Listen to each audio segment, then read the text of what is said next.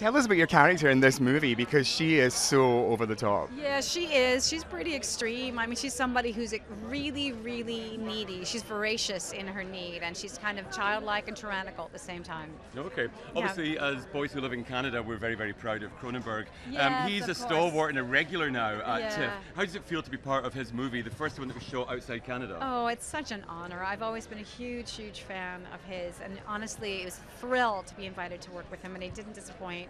He's a great visionary, a wonderful person, delightful to be around, great sense of humor, so smart. It's lovely. Okay. Yeah. And you know, since a single man, the gays are in love with you. That's our favorite And movie honestly, ever. oh, Since then, well, no, that's. no, come on. They, Didn't it they go back loved you, further? but, well, that's when they totally fell in love with you. But this character in this movie is going to cement your status as an icon. Oh, wow. Thank you very much. You're going to have to get ready with that new status, Yeah, honey. You okay. really are. A pleasure, an absolute Thank pleasure, you. and indeed an honour. So nice. Final quick to word. meet Whose you. dress are you wearing tonight? It's John Battista Valle. Does he know you've got it on? I hope so. I do. Thank you. Take care. Good luck with the movie. Bye-bye. Take care. How are you? I'm good, man. Yeah, Yeah. good to be in Toronto. In this surreal situation of an opening, right? It In this must be dark cool, and though. lonely night, talking to two gentlemen. Yeah, worrying about the next move. Couldn't be worse. Well, could be better. It depends which way you look at it. Well, exactly. I know you play a guru in this movie. Yeah. I play a psychopath. A psychopath and a guru. Where do gurus go for advice? You know, is that like the top of the tree? Yeah, I don't really know. I guess they go to other gurus, or they must have a support network. You know, they must sort of have like secret meetings. You know, or like the Bohemian Grove or something, like these places where they meet in secret, where they can all help each other while they're helping the rest. Like a society. There's a real buzz that this is probably one of Cronenberg's most emotionally complicated movies. What makes it such a depth of cinematic kind of interest? What makes it so complicated? Well, I think the, all this and fame and glamour and the paparazzi and the idea of being famous and you got your star on the Walk of Fame. It's a fever dream in a way, and I think people who want that and need to be validated on the screen or by something that they do. There's a little bit of a desperation in that, you know. And just fame as an And actor. I'm sure, we have it, right? Like, I started acting because I was like, I sure don't want to be totally ignored and would be like nothing happened while I was here on Earth. But just so fame I get think in the I'll way I of think your I'll do ability as something. an actor. Just fame sometimes Yeah. become too much of an obstacle. Can be. How do you balance that? It's hard to do, but so I think.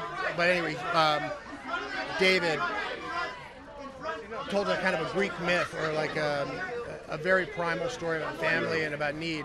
But he said it in this crazy glitzy world, but it's actually very about family and kind of incestuous relationships.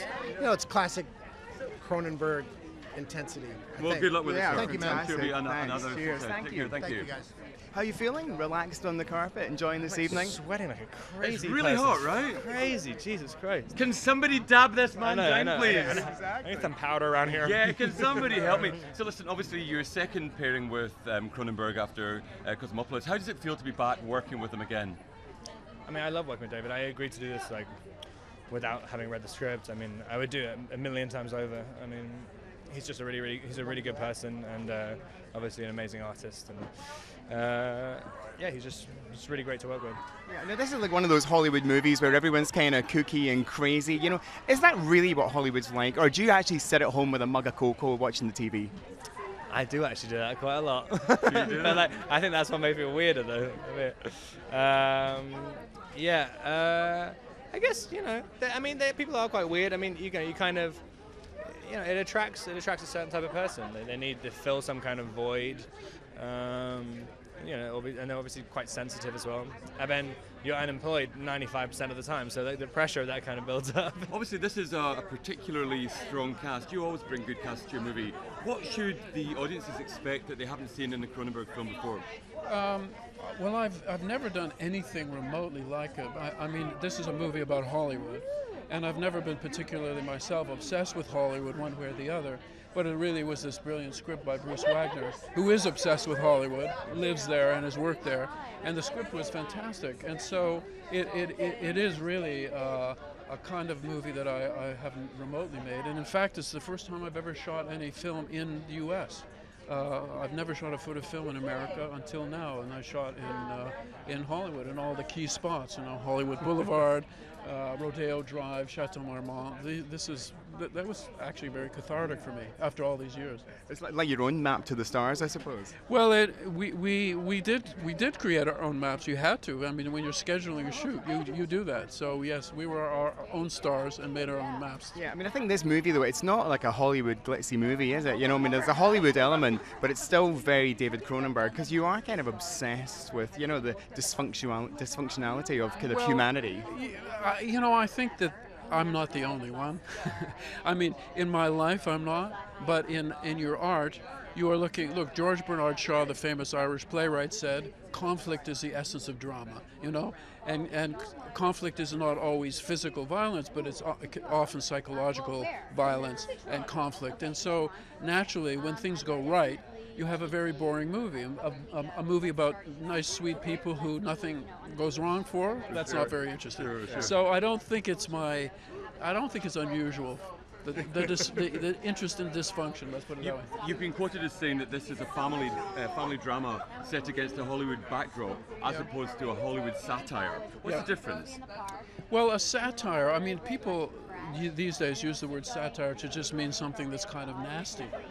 But the real meaning, and because I'm kind of pedantic and literary, a real satire is a very extreme, exaggerated kind of, you know, Gulliver's Travels was a true satire, and Jonathan Swift was a great satirist, but it was always an element of fantasy. For example, he wrote an essay called A Modest Proposal, which proposed to solve the Irish famine problem, this was a long time ago, by having the Irish eat their children.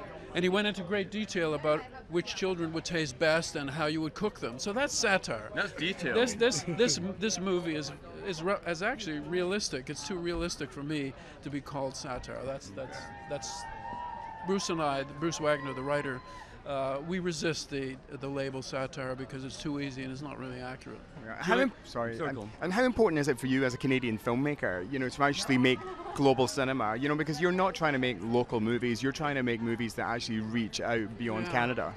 You know, I'm not even thinking about that. I mean, I'm assuming that something that intrigues me will intrigue other people, and that's the only way you can do it, because it's very hard to make a movie. It took me 10 years to get this movie made. And so you have to, each time you go back to it, because suddenly there's another producer who maybe has a way to get it made for you and find the money, you have to go read it again and still love it, because there's a chance that a year later you won't love it. So it has to be something that you have great passion for. And that transcends any considerations of, you know, local this or that. I mean, if there was something very specific to, let's say, Toronto, which is where I've always lived, I wouldn't hesitate to do it. But, you know, so it's not really an issue for me. Sure. Well, Fantastic. Yeah, thanks, David. Cheers. David. Yeah. Well done.